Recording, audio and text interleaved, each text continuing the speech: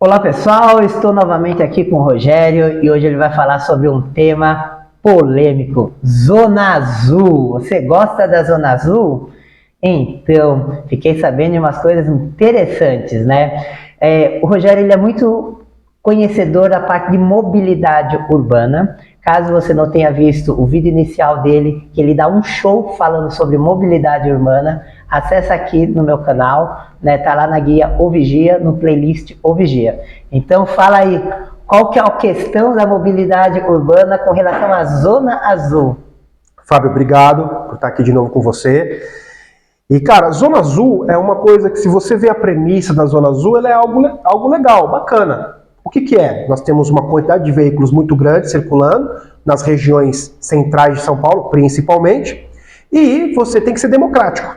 Todo mundo tem que ter a oportunidade de estar utilizando a Zona Azul, né? A possibilidade de estar estacionando seu veículo. Senão, você pega lá o seu veículo, para lá na frente da rua que você quer utilizar, deixa ele lá o dia inteiro parado, outras pessoas que precisam se utilizar daquela vaga não conseguem utilizar.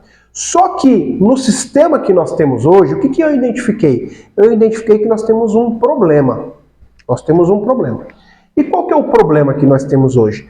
As vagas de Zona Azul, elas são pagas praticamente em duplicidade. E isso é injusto. É injusto para quem paga, é injusto para quem utiliza o sistema. Então vamos criar aqui uma situação. Você é um representante comercial. Então você tem seus clientes lá na região, lá no Brás.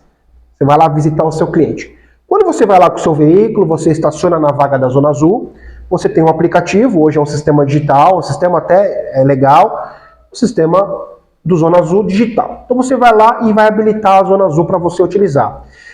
Você obrigatoriamente precisa comprar pelo menos 1 hora, que é o cartão de 1 hora. E você pode comprar até 2 horas e você pode ficar estacionado ali até 2 horas. Então você compra lá 1 hora. Então vamos supor que você vai lá visitar o teu cliente, você estacionou o carro, comprou 1 hora, pagou R$5 naquela 1 hora que você comprou a Zona Azul, o valor lá estipulado pelo aplicativo, você visitou o teu cliente, 10 minutinhos de conversa, você resolveu a situação, você entrou no carro e foi embora. O que acontece com os outros 50 minutos? Então você reservou um direito, você tem um direito de ficar ali 1 hora, mas você não ficou porque não há uma necessidade de você ficar ali 1 hora. Então você sai com 10 minutos. O que vai acontecer? Uma outra pessoa vai estacionar naquela vaga e vai comprar o cartão digital na 1 hora que já está paga, reservado para você, e vai pagar em duplicidade. Vai pagar 2 vezes pela mesma, ou até 3, ou até 4. Só que a injustiça, ela não está só aí. Porque aquele indivíduo que estacionou, ele está comprando o direito dele de permanecer 1 hora ali. Só que o que acontece? Você saiu com o seu veículo, só que você tem um cliente em Pinheiros, que você precisa sair do Brás e ir para Pinheiros. Lá em Pinheiros também, muitas ruas ali tem Zona Azul. Só que você vai levar de 30 a 40 minutos para chegar lá.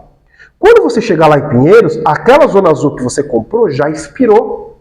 Ou seja, você precisa comprar mais 1 hora. Então você comprou 2 horas e usou 20 minutos. Isso é injusto. Isso não é ilegal, do ponto de vista de como foi feita hoje, como foi feito o sistema, mas é imoral. É imoral. Então, qual que é a minha sugestão?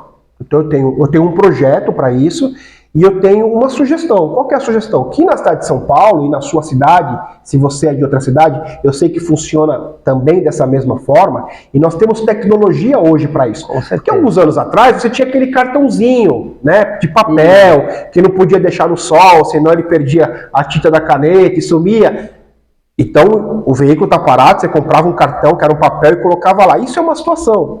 Hoje a gente vive um avanço tecnológico que é fácil você resolver esse problema. Que seria o seguinte, o indivíduo estacionou o carro, ele compra 1 hora. Ele vai comprar 1 hora, ele vai pagar os R$5. Mas ele ter a possibilidade de habilitar e desabilitar, montando assim um banco de horas no aplicativo, que ele pode. Aí vamos para a mesma situação. Fui lá no Brás, estacionei, usei 15 minutos. Entrei no meu veículo, desabilito a Zona Azul me dirijo até Pinheiros, levo 40, 50 minutos, chego lá, estaciono numa vaga de Zona Azul e reabilito o meu aplicativo, né? Porque não é justo você parar por 10, 15, 20 minutos, daí você sai com o seu carro e aí aquele valor que você pagou, ele vira nada. Então, a possibilidade de você sempre comprar uma hora e você fracionar ela, né? Eu imagino que num primeiro momento seja muito difícil você criar bancos de minutos. Mas você pode criar, por exemplo, intervalos de 15 minutos, né? Então, por exemplo, eu parei o veículo, eu compro uma hora e utilizo 15 minutos. Se eu usar 10, eu paguei 15. Vai descontar um lotezinho de 15. O próximo lotezinho de 15 e lotezinhos de 15. Então eu posso ficar 15 minutos, meia hora, 45 minutos, uma hora, comprando sempre uma hora. Ou eu compro com um desconto bem interessante, já 20 horas de utilização, e aí eu vou fracionando essas horas conforme eu vou utilizando a Zona Azul circulando na cidade de São Paulo. É uma sugestão interessante, é uma sugestão, inclusive eu vou até confessar algo para você aqui. Eu cheguei a levar isso na Câmara dos Vereadores, não vou citar nomes, obviamente, apresentei para 3 parlamentares que não quiseram nem receber o projeto, né? Aí a sua cara, assim, foi a mesma que eu fiz. Por quê? Né? Porque a previsão de arrecadação, isso está em sites jornalísticos. Você encontra no G1, no UOL, no Terra. Existe uma ideia de arrecadação de 5,2 bilhões de reais com a Zona Azul na cidade de São Paulo no ano de 2023. Né? Ou seja, o limitador sempre é dinheiro. E aí você diz assim, mas Rogério, então fazendo isso, você vai tirar dinheiro dos cofres públicos? Não, porque a Zona Azul na cidade de São Paulo é uma empresa privada. E essa empresa privada, ela tem um contrato longuíssimo, 20 ou 30 anos. Eu não vou falar agora o prazo, que eu posso me equivocar e falar uma besteira, mas parece que é 20 ou 30 anos, em que a prefeitura garante para essa empresa uma arrecadação mínima de 3,3 bilhões. Então, tendo Zona Azul ou não, essa empresa recebe de arrecadação 3,3 bilhões. E, para você ver, você tem uma empresa privada fazendo a gestão da Zona Azul, mas é o município que paga os veículos da CET que fazem a fiscalização. Entendeu?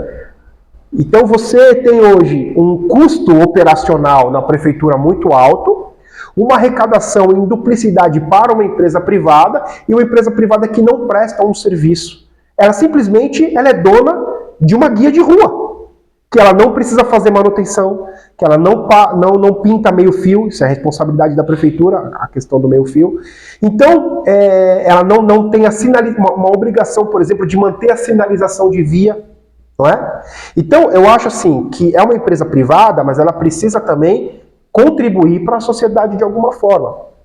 Um outro projeto que é atrelado a esse da Zona Azul é fazer com que essas empresas tenham veículos também, né, de monitoração, de monitoramento, e que os veículos da CET e essa empresa, eles também, já que eles estão lá para multar, para aplicar um auto de infração por você estar estacionado, porque os veículos que rodam, eles são específicos para ver placa por placa para ver se está habilitada a Zona Azul ou não. E aí ele vai te dar uma infração caso você não esteja habilitado com a Zona Azul. Por que não utilizar esses veículos para ver carro clonado, para encontrar carro roubado que está circulando no centro? Entende? Então usar isso para dar um suporte à segurança pública. Ou eu identifiquei um carro que está no Copom, na Polícia Militar, identificado como carro roubado. Para ali, aciona a polícia. A polícia vem e encontra um carro...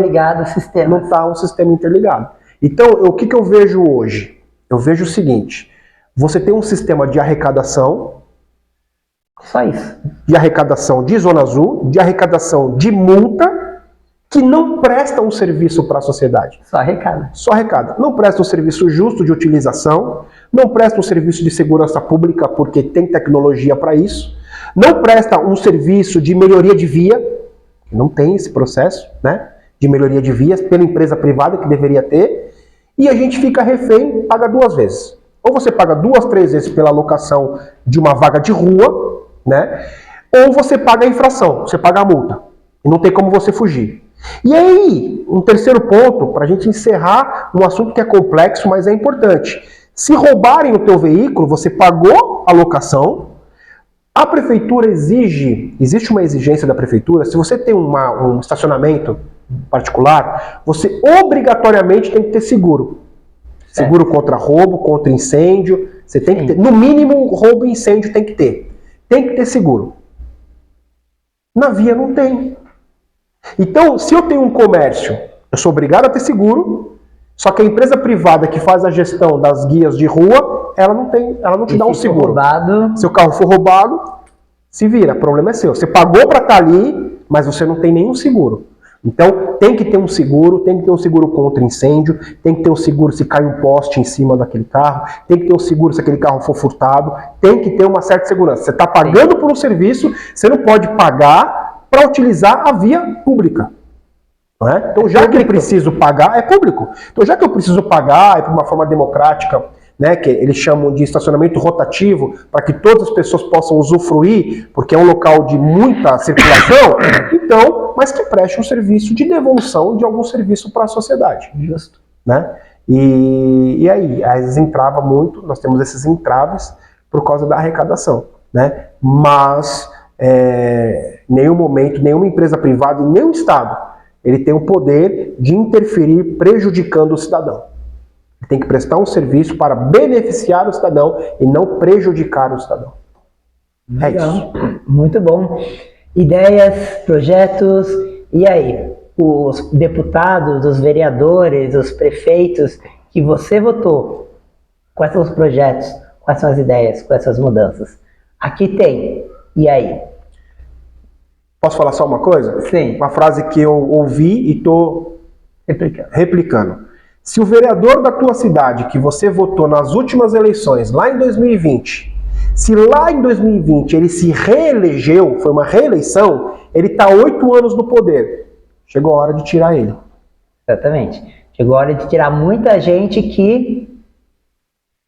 E aí, o que ele fez? O que tal? Vereador, ele vai ter eleição logo, ano que vem. Então, você sabe em quem você vai votar para vereadores? Quem serão as próximas pessoas que vai votar para prefeito, né? Quais são os projetos dessas pessoas, quais são os projetos do atual, você vai deixar os atuais tentarem se reeleger? Gente, vamos abrir o olho, né? Temos que nos libertar da ignorância, né? Então, para nos libertar da ignorância, é preciso de conhecimento, de boas ideias. Então, aqui tem exemplos, eu sei que tem milhares de outros exemplos em vários lugares. Então, vamos buscar novas ideias. Obrigado. É isso aí. Obrigado, Fábio. Até mais. Até mais.